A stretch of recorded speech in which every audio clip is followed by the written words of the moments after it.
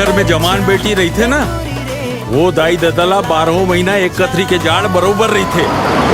वो साले मंगल के बेटा छुट्टा सांड असन घूमत है।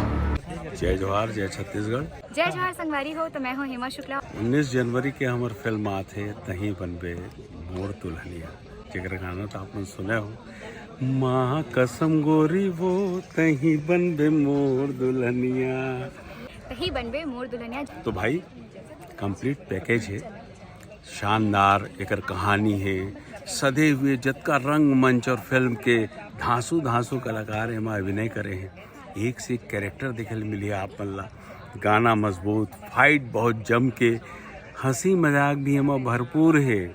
दर्शक बंधे रही और खूब आनंद मिली।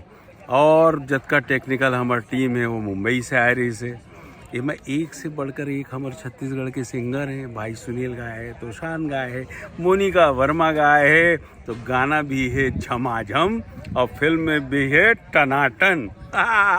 इस फिल्म में आपका कैरेक्टर कैसा है सर? मैं ठाकुर बलदेव सिंह के एकदम सकारात्मक पॉजिटिव कैरेक्टर निभाया हूँ।